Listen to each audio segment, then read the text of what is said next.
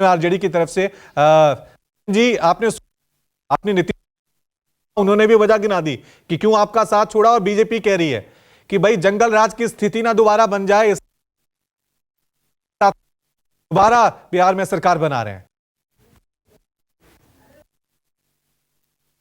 के लिए हुआ, उसके लिए लालू प्रसाद जी ने बड़ी जतन के साथ इस सूबे को चलाया।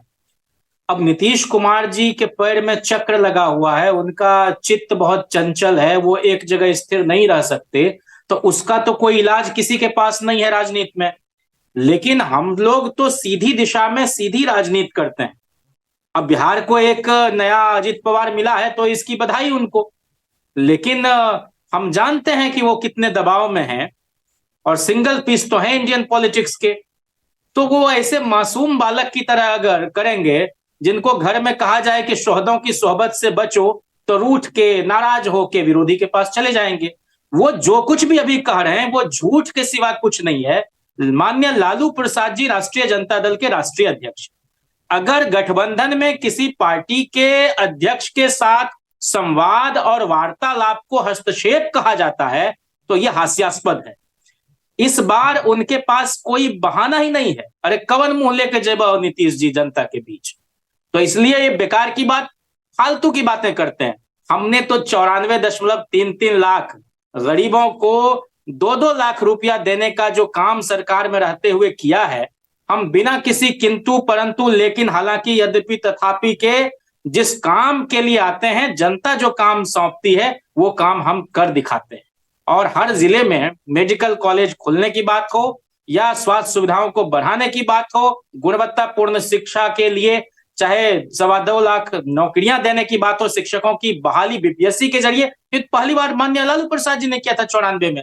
और एक बात मैं कहना चाहता हूं स्पष्ट रूप से, 1978 में कर्पूरी जी ने अति पिछड़ों का आरक्षण जो है 12% किया, और 12 साल गुजर गए, नहीं बढ़ाया गया उसको। लालू जी आए 1990 में तो बढ़ा के 14% किया। फिर 10 साल गुजर गए, झारखंड बना, राबड़ी जी ने बढ़ा के उसको 18% कर दिया। राबड़ी जी तो 2005 के बाद मुख्यमंत्री नहीं थी। 18 साल तक नीतीश जी को किसने रोका था?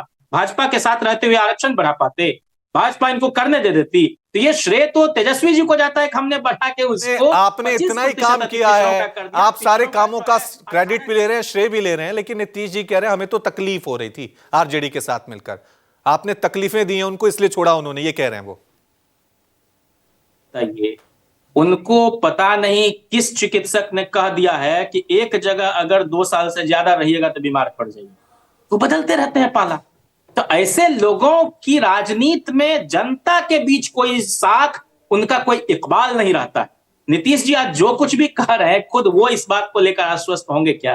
अरे कितनी बार आप कितने तरह के बयान देंगे? लोग मीम्स बना रहे हैं, मजाक बना रहे हैं, मर जाना पसंद करेंगे, लेकिन अब असंभव। अरे सदन के अंदर भी सदन के बाहर भी आपकी बोली का कोई मोल वोल है कि नहीं? ये बताइए, कल हमने बयान सुना था नीतीश जी हमारे आदरणीय हैं, आज क्या है, आदरणीय या पलटी मार? नहीं, आदरणीय तो आज भी है। अच्छा, चाचा तो आज भी है, लेकिन अब अच्छे चाचा वो नहीं रह गए हैं।